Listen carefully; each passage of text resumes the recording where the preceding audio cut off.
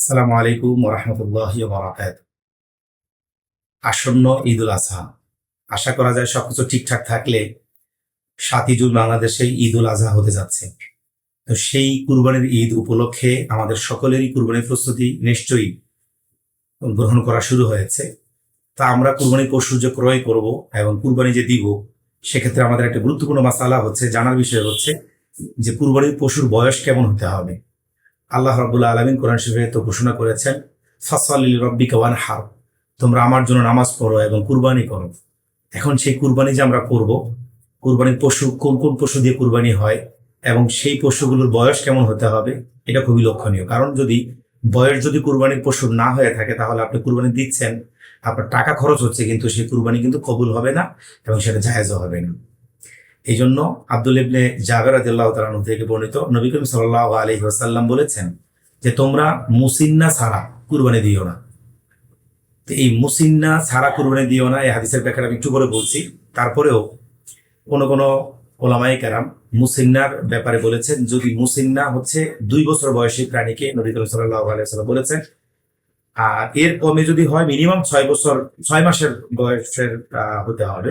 6 মাসের নিচে কোনো প্রাণী বা কোনো পশু জবাই দিলে কুরবানি হবে না। ইমাম নবী রহমতুল্লাহ আলাই এই আব্দুল্লাহ ইবনে জাবের রাদিয়াল্লাহু আনহুর হাদিসটাকে খুব সুন্দরভাবে আমাদেরকে বুঝিয়ে দিয়েছেন। মুসিন্নার ব্যাখ্যায় তিনি বলেছেন, ফোকায়ে কেরামের মতামত নিয়ে, সেটা হচ্ছে যদি উট হয় তাহলে সেক্ষেত্রে 5 বছর বয়সে হতে হয়। আর যদি গরু, মহিষ এরকম হয় তাহলে সেগুলোর বয়স 2 বছর হতে হবে। ভেড়া, দুম্বা, ছাগল এগুলো যদি হয় তাহলে বয়স 1 বছর হতে হবে। এটাই হলো মুসিন্নার ব্যাখ্যা। তাহলে নবী করিম সাল্লাল্লাহু আলাইহি ওয়াসাল্লাম যে বলছেন যে একটা বয়স ইন্ডিকেট করেছেন যে এইটুকু বয়স না হলে তোমরা জবাই দিও না, সেটা ফোকাহে কেরামের মতামত হলো এরকম যে যদি উট কুরবানি দেই আমরা, তাহলে দেখতে হবে বয়স 5 বছর হলো কিনা। যদি গরু, মহিষ কুরবানি দেই বা এই ধরনের পশু, তাহলে দেখতে হবে বয়স 2 বছর হয়েছে কিনা। আমরা অনেকেই বুঝি না, শুধু গিয়েই বলি যে দাঁতছে কিনা। এভাবে যদি শুধু আমরা গিয়ে বলি কাস্টমারকে খুশি করার জন্য অথবা পণ্যটাকে বিক্রি করার জন্য, পশুটাকে বিক্রি করার জন্য, কিন্তু বিক্রেতা ঠিকই বলবে যে দাঁতছে। কিন্তু মোটামুটি ভাবে চোখের আন্দাজে এবং যারা বুঝেন তাদের মাধ্যমে যদি জানা যায় না ওর পর্যাপ্ত বয়স হয় নাই, তাহলে কুরবানি দেওয়া জায়েজ হবে না। একইভাবে ছাগল, ভেড়া, দুম্বা দিয়ে যারা কুরবানি দিবেন তাদের খেয়াল করতে হবে যেন 1 বছর পূর্ণ হয়। তবে এক্ষেত্রে কথা আছে, যদি এমন হয় 1 বছরের বয়স পূর্ণ হয় নাই, কাছাকাছি কিন্তু দেখতে হৃষ্টপুষ্ট, তাহলে 6 মাসের উপরে হলে কুরবানি জায়েজ আছে।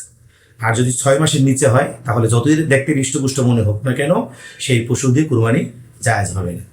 তো এই বিষয়গুলো সবাই খেয়াল করবেন যেন আপনার কষ্টার্জিত কুরবানি কোনোভাবে বিফলে না যায়, কার্যকর হয়। আল্লাহ তাআলা সেই তৌফিক দান করুন। আসসালামু আলাইকুম।